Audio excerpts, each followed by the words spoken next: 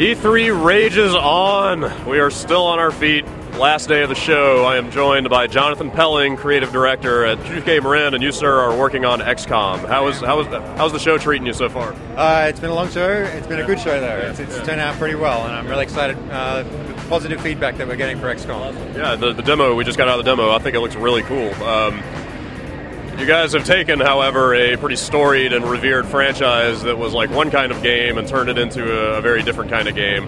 That was a brave move on your part, given the devotion of the XCOM fan base. But how's the response been? And have you taken any feedback from people's kind of initial impressions of the game?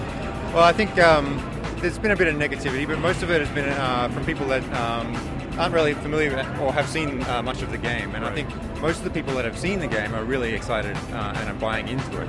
And that's, it's because we're really respecting the original material, like the original game.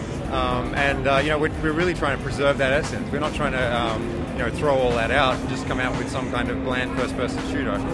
So you have like sort of a base of operations in the game, which is kind of like a big airplane hangar, sort of secret ops kind of place. There's a big map on the wall with a bunch of little mission markers, basically. So is that sort of a nod back to the original game, like being able to sort of choose like what area? Obviously the gameplay is different because it's first person, but it seems like that may have come directly from the past game. Is that accurate? Yeah, definitely. There's a whole strategic side to the game. Right. Fans of the original will remember having the base and being in control of the base and being able to, make strategic decisions about how their campaign, their operation is going to play out. And the same applies in this version of XCOM. You have a base, you have a staff, you have a science division, an intelligence division, a development, manufacturing division. And all these areas, they're all working for you to help you conduct your investigation. So for the map, for example, missions will come and go. Missions will be made of different opportunities and objectives. And it's up to you. You have to manage strategic resources like Illyrium and money and how America thinks of you. Fans of the original might remember that the world was divided up into countries, and you had to meet the approval of those countries. Right. It's a similar case in our XCOM, only it's states of America. Right. Okay. Is there going to be a scenario where you've got 2 or 3 missions, and by pursuing one of those missions, you're going to lose the opportunity to go back and do the others? Yeah, that'll almost always happen. Really? Each mission is very transient. And it's dynamically constructed out of a bunch of things, like what enemies you're going to face, what objectives you're going to meet on there. And once you get out in the field, you'll use that information to decide where you want to go.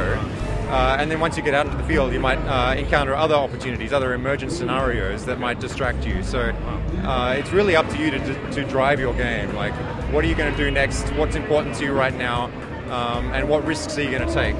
Awesome. So you guys have a very coherent sort of mid-century, like 50s, golden age Americana kind of style going on in the game. Where did you look for inspiration in the art style, the design of the environments, and the atmosphere and all that kind of thing? Well, we wanted to do a couple of things. We wanted to be a fresh look, like something that really leaps off the page. We wanted to create a clean and vibrant and colorful world.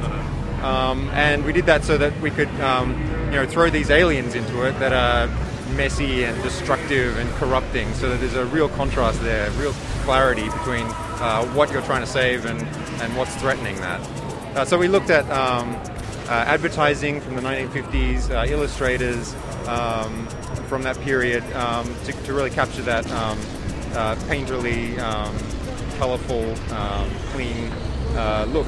It's not an America that really ever existed, but it's a perfect, beautiful American dream. Very cool. So when are we going to see this game? We're going to see this game in 2011. Okay. That's all you're going to tell us for now, right? Yep. All right. Well, Jonathan, I appreciate your time. Thanks a lot. You're very welcome.